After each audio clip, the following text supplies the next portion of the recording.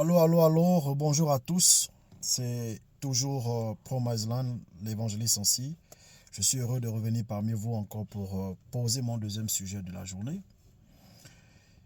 Je voudrais faire un parallèle entre la coutume et la religion. Parce qu'il y a trop de choses qui se disent à ce sujet et trop de personnes vont parfois dans tous les sens et je voudrais apporter mon petit regard sur la question de la coutume et la religion. Je suis parfois horrifié de constater que beaucoup parmi nous, surtout en Afrique, détruisent leurs coutumes, us et coutumes, au profit de la religion. Alors qu'en réalité, la religion elle-même, la coutume est intégrée dans la religion. Parce que même le plus grand des religieux, qui était Jésus de Nazareth, avait une coutume qu'il appliquait dans sa religion. Lorsque je parcours la Bible en lisant le livre de Luc chapitre 4 verset 16, il est écrit: il se rendit à Nazareth où il avait été élevé et selon sa coutume, il entrait dans la synagogue.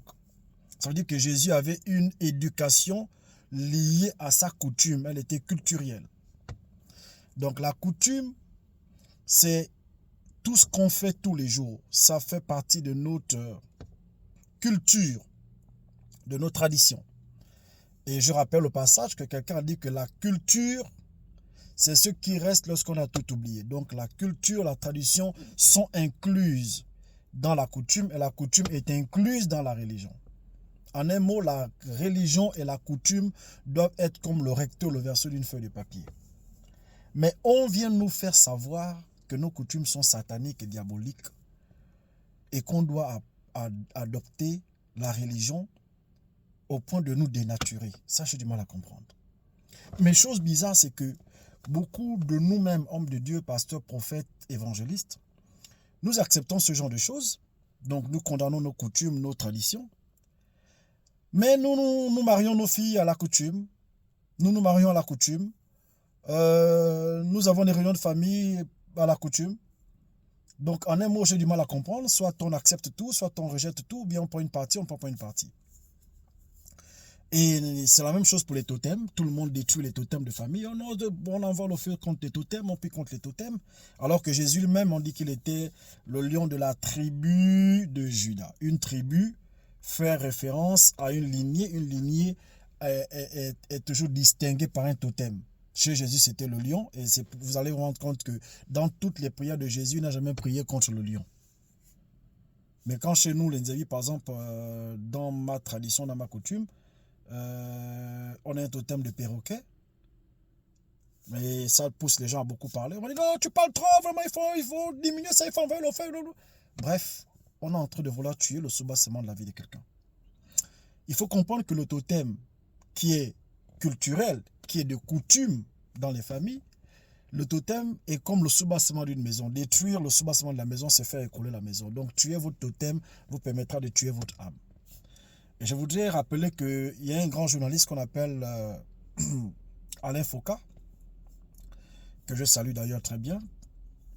Dans son émission Matin d'Afrique, je crois que tu es d'Afrique, je crois Matin d'Afrique, sur RFI, il disait souvent que un peuple sans culture est comme une forêt sans arbres. Et moi je dirais que une église, une religion, un chrétien sans coutume est comme un homme sans esprit.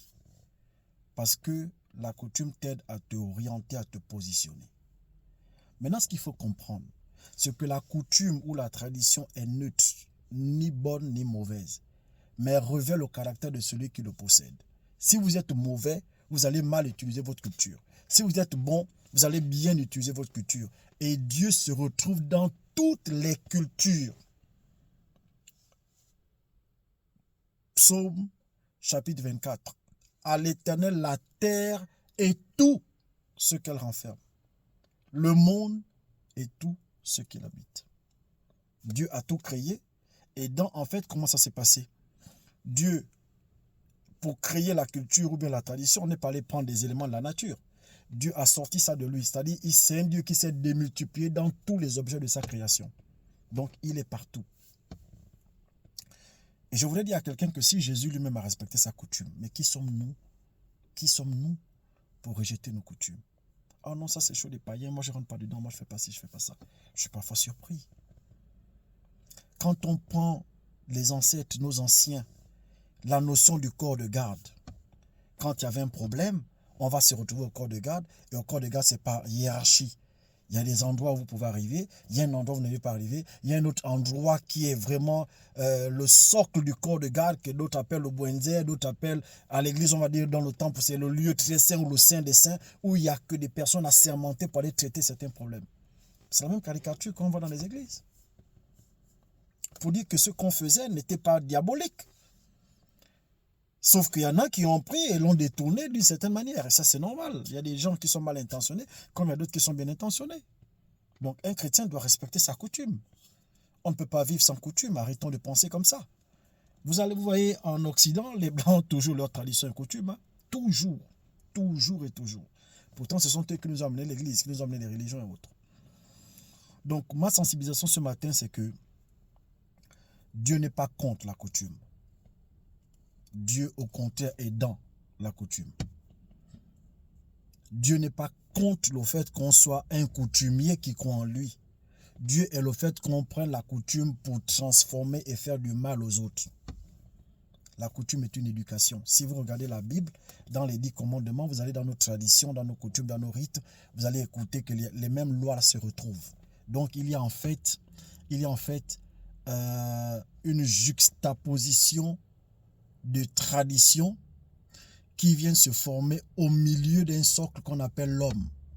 Donc la religion vient à gauche, la coutume vient à droite, et au milieu il y a l'homme qui doit faire le tri de ce qui est bon d'un côté, il le prend, ce qui est bon de l'autre côté, il le prend, et ce qui est mauvais d'un côté, il le rejette, ce qui est mauvais de l'autre côté, il le rejette aussi.